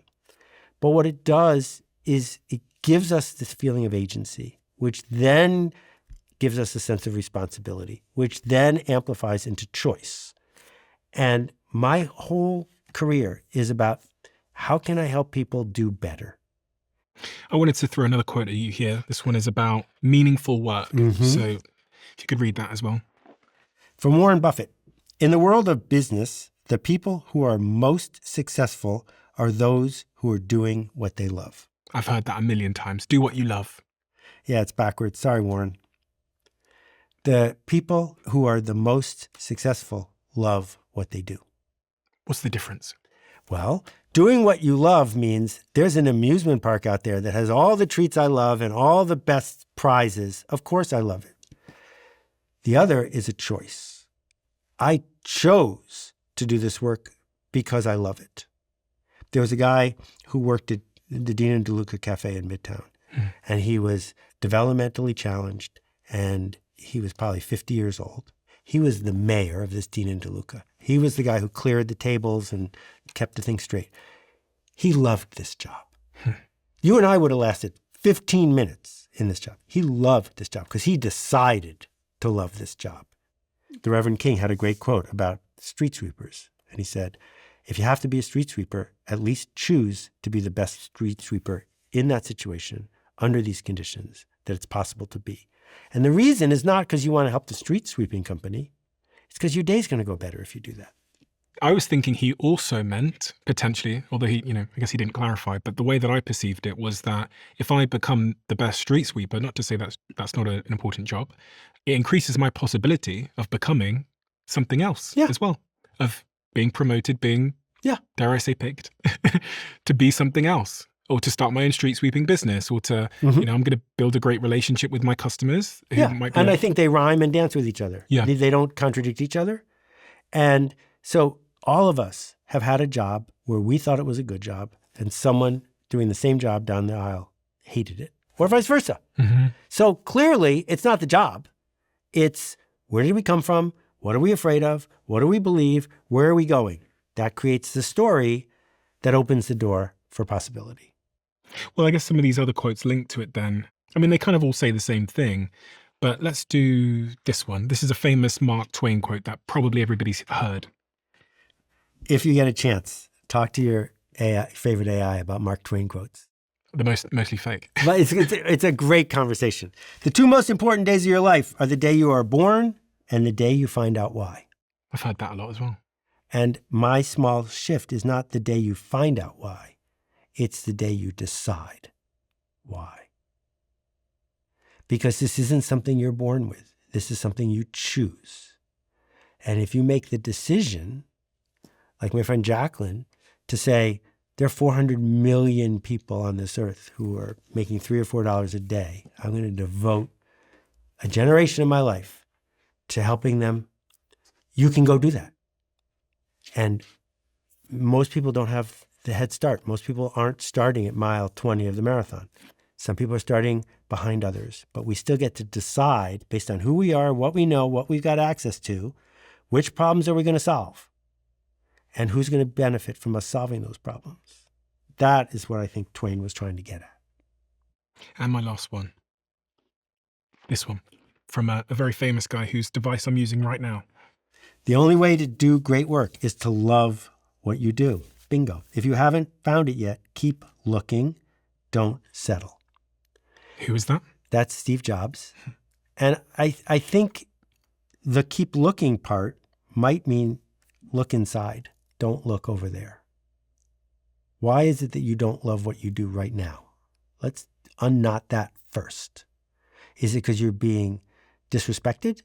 Is it because the external narrative of what's happening is undermining who you hope to be? If we can get clear about that, finding the next thing gets way easier. You're not giving in to this lottery of hoping you get picked by the next right boss. You can go hire a boss And when you hire the right boss, your job is transformed. At the heart of a lot of this is this word perfectionism. That's a big knot. You know, when I was thinking about the young lady that came up to me in the Apple store the other day and told me that she's been thinking about her podcast for 2 years and she's been working on it for 2 years, but it's never been published yet. What I heard there is perfectionism, maybe as a form of procrastination. Perfectionism is a trap every time. Perfectionism has nothing to do with quality. So the word quality has a very specific meaning. It doesn't mean luxury. It means meets spec. So the quality of a 1998 Toyota Celica was higher than the quality of a Rolls Royce in 1998 because the pieces fit together better. They met spec. It wasn't all over the place. If you're not happy with the quality, make the spec better. But perfectionism says perfect feels like an honorable thing to pursue, but perfect is unachievable. So if I announce I'm a perfectionist, I'm hiding. Because what I've just announced is I'm never going to need to ship this because it's never going to be perfect. One of the other words that I think does tie people in knots as well is this word authenticity. Yeah. Because authenticity is a terrifying concept when you really think about it. What do you think of this idea? It's a trap, and authenticity is for amateurs. Your friends need you to be authentic. Your family wants you to be authentic. Nobody else. Professionals are not authentic. Professionals are consistent. Professionals make a promise and they keep it. So if you're having knee surgery, you don't want the doctor to authentically be in a bad mood and screw up. You want them to be the best version of themselves, even if they don't feel like it. And Keanu Reeves, he's not authentically Neo. He's an actor.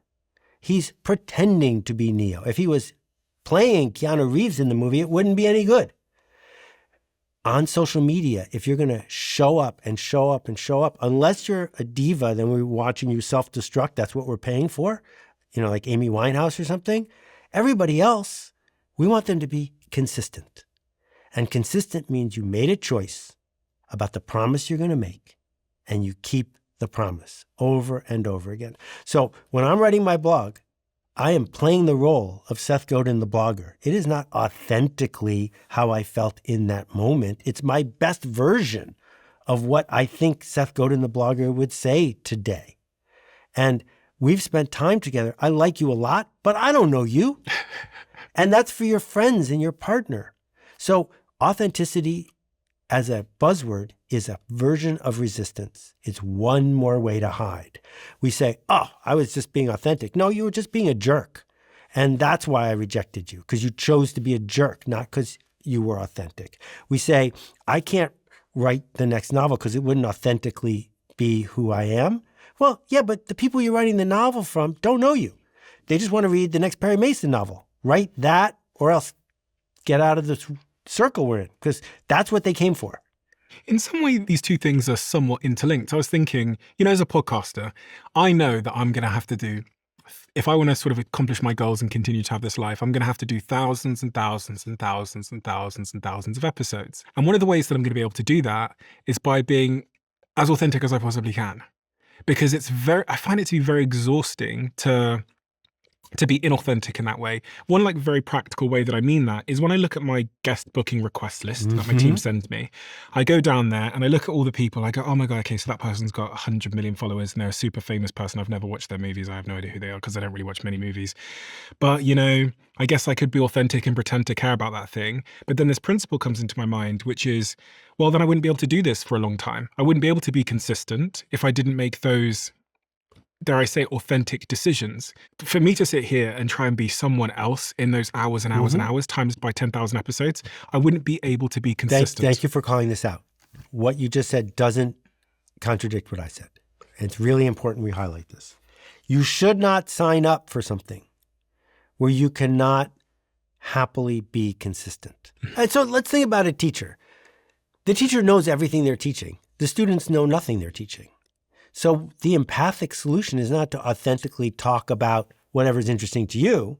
It's to create the conditions for you to teach people so that they can start to get closer to where you are. That's a commitment, not an authenticity thing. It's what kind of taste am I going to bring so I can consistently make a promise and keep it? That needs to rhyme with what you would do if it was your hobby, but it shouldn't be your hobby. When you turn your hobby into a business, you ruin both of them. So do I conclude then that it's this sort of dance between me and my authentic self and the thing that I can do to be consistent at this goal? Is it a dance? It's a dance because people who are happy find consistency that rhymes with their overall authentic self. And their overall authentic self, it turns out, changes over time based on the promises they made. So if you hang out with people on Wall Street, even if they weren't, loud and short cycle kinds of people when they got the job, they authentically became like that because that's who they were surrounded by, affiliation, status. We change. We're not who we were. And so we get to pick this arc. It cost me a lot coming out of business school to be an underemployed entrepreneur in the creative business, not joining Apple or Activision or something like that. So for years, I was behind on the status ladder of my peers. That's an investment on the long arc of, quote, authentically becoming the kind of person I wanted to be all day. But I said to myself, if I have to make a promise to an engineering company that I'm going to be Dilbert all day, every day, I'm going to die a little bit inside until it's over. And I don't want to do that. All industries are changing. AI. What are your thoughts on this crazy new technology that has come down from So my background here is when I was at Stanford in 1983, I took a PhD course with Doug Lenat, who was one of the fathers of AI. I worked with Isaac Asimov and Arthur C. Clarke in my first real job. So I've been a science fiction person thinking about AI my whole life. And so when it finally showed up, I was like, yes, it's finally here. And I've been writing about it for a while. I did some AI-related products.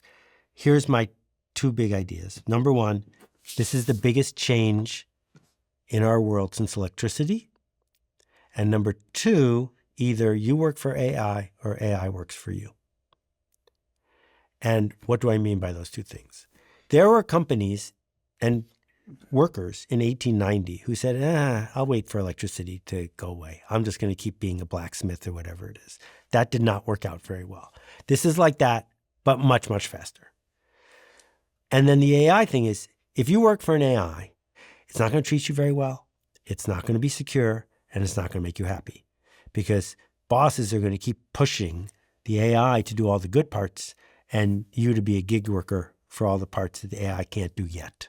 But if you can say, I use AI to connect humans, I use AI to build a network of people, we don't know how to replace networks of people. And AI is never going to be able to replace networks of people. If you are trusted and connecting and leading, using whatever AI tools you want, you're never going to have trouble making a living.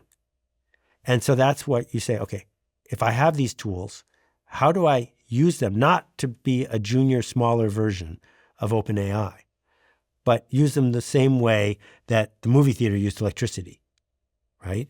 That the electric company brought electricity to lots of businesses, but it took a movie theater to figure out how to get you to pay $5 to see the movie. You used the word people and humans within that answer, and it made me sort of think that actually maybe the great opportunity in a world of artificial intelligence is not to try and be the world's best accountant, because maybe the intelligence is going to be great at that, but all the human stuff. Correct. All the human and the people stuff. Yes, exactly right. Good taste, understanding who trusts you and why. There are very few jobs where if I can write down what you do all day, I can't find an AI to do it faster and cheaper than you. Interesting. So you want a job where I can't write down what you do all day, and then you'll be fine. What the quiet quitters. Well, I mean, so if you think about what does a bookkeeper do? I can write down all the rules of bookkeeping and hire a different bookkeeper tomorrow, and my business isn't going to fail. That's something AI is going to get really good at really fast. Because once we can write down rules, AI knows how to follow them. On the other hand, somebody, the way you were talking about your good taste about who the next guest should be, you can't write down the algorithm for how to do that. Your awareness of the world you're in, the fact that you have read so many books, met so many people, talked to so many listeners, I can't write all that down with instructions to get Claude to do that for me. I was thinking about my fiance, actually. She runs a business called Bali Breathwork. And what she does is she takes women away on these retreats for 7 days. And I see the sort of feedback and the testimonials and the videos that these women send, and they love it. Mm-hmm. I always say to her, don't worry about AI, you're And going to be most fine. of what they got out of it is each other. Yeah. And when we let the computer networks take over, it keeps pushing us away from each other. It pretends we're connecting on social media, but people are more lonely than ever before. But when we figure out how to connect human to human, we create value. And ultimately, if you want to make a living, you're going to have to create value. And the bosses that are right now cost reducing as fast as they can have no imagination. They're saying, oh, this is cheap, super offshore labor. It's called a computer. I can get rid of 400 customer service reps. They're racing to the bottom. Some people are racing to the top. How can I make this more human? How can I make it so that now that I've augmented doctors with these AI tools, they're going to spend more time per patient, not less time per patient? Because we know that patients that have doctors that spend more time with them are more satisfied.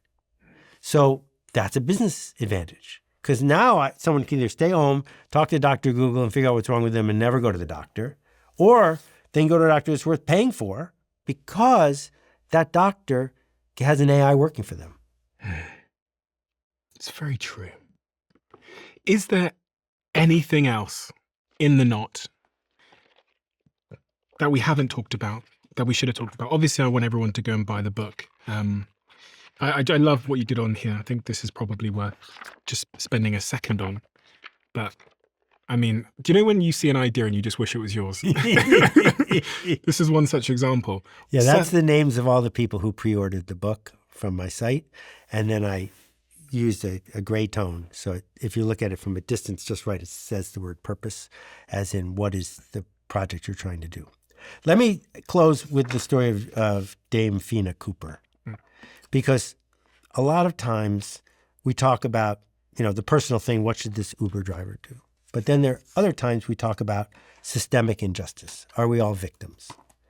So Dame Cooper was an indigenous person growing up in New Zealand. And New Zealand was the last major country to be colonized by the United Kingdom. And so huge amounts of native lands were taken, and the indigenous people were disenfranchised in a lot of ways. It's really tragic when you think about it. And Dame Cooper, at the age of 78 or so, decided that she would use her status and affiliation within the tribe she was part of to capture the attention of the entire nation and try to put indigenous people's rights on the agenda. So you look at this and say, here's this woman. She's not famous. She doesn't have a lot of money. She's almost 80 years old. What could she possibly do? This is a problem, or it's a situation. If it's a situation, what are we going to do? Just live with it? But if it's a problem, let's figure out where are the pieces to make progress happen. She organizes 50 people. Most of us could organize 50 people. And they start marching to the Capitol. And they do the work to spread the news in advance. And day after day after day, for more than a month, this group of people is walking to the Capitol. She's on the front page of every newspaper in New Zealand by halfway through. Now there's 100 people, 200 people, 2,000 people. By the time they get to the Capitol, there are 4,000 people patiently marching side by side. And they presented their demands, requirements, suggestions to the parliament, and too late, not enough, but in a very big way, it shifted the culture of the entire country, changed the laws about how land was allocated, and made a really fundamental difference. She didn't do that by herself, but she understood she had enough agency to connect the others, to create a culture, to show up and show up and show up with a practice. So if one 80-year-old woman can change an entire country, what can we do, right? We can't drive to London or Washington, D.C. and change everything. But what we can do is find the others, come up with the story we can tell ourselves and the others, and establish a new normal. The only way the world has ever changed is when a few people come together build a culture, and repeat it over and over and over again. For some reason, when you talked about that, and it was a very motivating thing to hear, that the subject of death came into my mind because, I've dropped into the world of the listener right now, and I guess I asked myself, how do you create that tension to do it today and not tomorrow? Right. Because there's never going to be a perfect time. Tomorrow is going to be imperfect. Next week's going to be imperfect. So when faced with like lots of imperfect options, how do you create enough tension to get whoever's listening right now to like, go do it? Yeah. When the person you're dreaming of becoming meets the person you become, how's that meeting going to go? How do you become the person your future self thanks you for? Because most of us have regret. I wish I had done something when I was 20 or 30 or 40. Well, that regret's a powerful fuel. You said this to me before we started recording about regret. Yeah. And you said that it's actually not about what you want to accomplish, I think you said. It's actually about some of the things that you wish you had done. Yeah. So when I think about my mistakes, yeah, and I've had so many mistakes, the mistakes I regret the most are the things I didn't do, not the things I tried that failed. The person I didn't help, the lesson I didn't teach, the door I didn't open. Because it's easy to ignore those things and just move on. But that's our power, our leverage, our agency, is to be able to say, there's a thing I could do. There's someone on that street corner who needs a hand. How do we build a thing that our future self will thank us for doing today? And so I spent 2 years organizing the Carbon Almanac with 1,900 co-authors, full-time volunteer work for me. And the 1,900 of us got something out of seeing each other, working with each other, realizing we could do something about our understanding of our climate problem. And then it became a bestseller in 5 or 6 countries and opened the door for many of the people who participated in it to have more leverage and to do the next thing. But when I think about that day, when I said, well, I could post something about this and see who shows up, it would have been super easy to say, nah, let's just go see what's on Star Trek today. But the habit, the practice of saying, okay, this is the next thing, that begins this generative positive cycle, and it's contagious. And that's the magic of this sort of virus. If the generative, contagious idea of who can I open a door for spreads, then you're probably going to end up living in a world that's more like the world you want to live in. Why do you continue to do things? Because you've written more books here than I could bloody carry.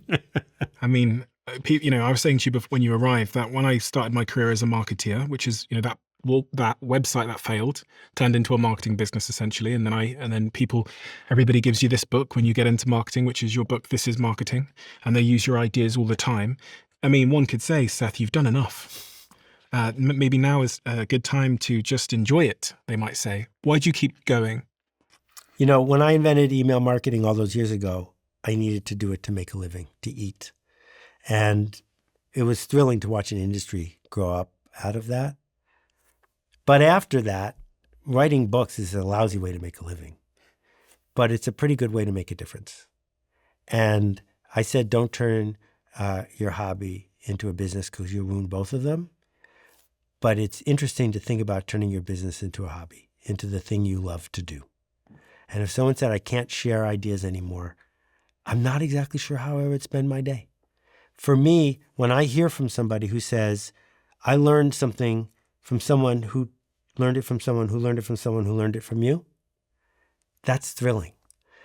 The only thing I'm trying to do is turn on some lights for people, offer them some dignity, and create the next cycle. And if you sign up for that, I'm not sure how you can stop. Now, maybe, just maybe, listen, I'm not that superstitious, but maybe there's a couple of people that found this conversation and they got to this point in the conversation for some kind of reason. And I imagine it's because they are in, they have their own knot somewhere. So just to close off for those people who currently are in a bit of a knot, it could be a job, a relationship, a situationship, whatever it might be. What is your sort of closing remarks to those people that are a bit stuck and that are on that precipice of maybe taking a leap, a step forward, but they're tied up a little bit like these knots are? Yeah, you're not alone. We all are. Every single one of us, especially me, we're all stuck with something. Yeah. And you can forgive that and then say, okay, who can I contribute to today? Who can I offer help to, and maybe ask for help. And it doesn't mean that where you are is fair. And it doesn't mean that what you're feeling isn't real. It is real. The only question is, what will we do next? I've really sort of taken to heart this idea as well that we talked about earlier of just being really clear on which voice you're serving. Mm-hmm. Because everyone's life is a noisy place increasingly. Yeah. You know, we're so connected in a digital sense. We're so connected to other people's lives. And even if someone isn't directly shouting at us and telling us what to go be and who to become, their life is. Yeah.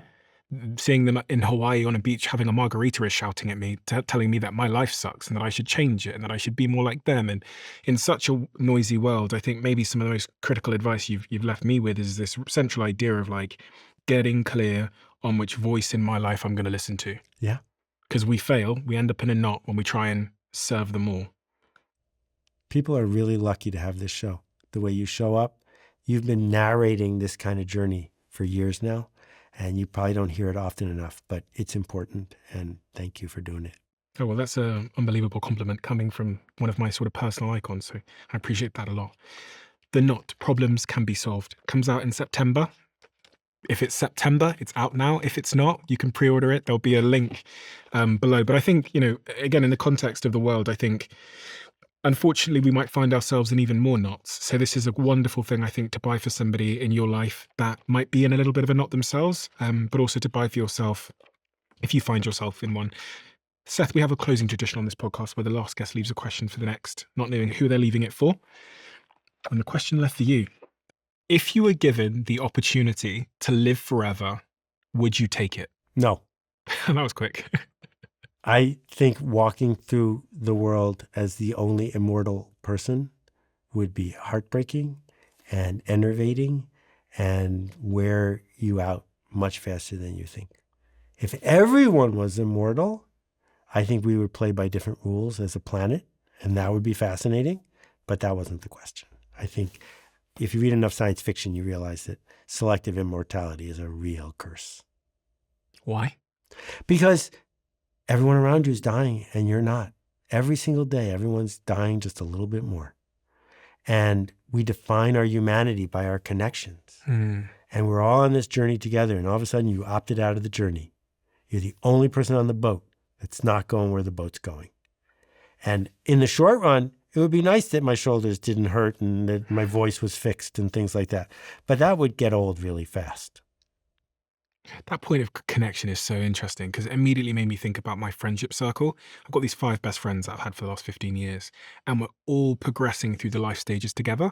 Like they've all started having kids now, and then I'm trying to have a kid at the moment.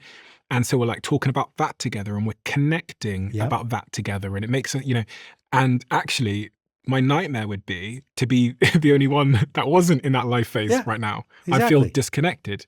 Yeah. Gosh, and if I lived forever, I would. Yeah. No, I've never wanted to live forever. I think it's people need to think about the trade-offs of everything in their life, but particularly this idea of longevity. Embracing this moment, you lose that. I highly recommend, just before we do wrap up, people go read your blog as well. I'm going to link that below. Thank you. Seth, we're done. What a treat. YouTube have this new crazy algorithm where they know exactly what video you would like to watch next based on AI and all of your viewing behavior. And the algorithm says that this video is the perfect video for you. It's different for everybody looking right now. Check this video out, and I bet you might love it.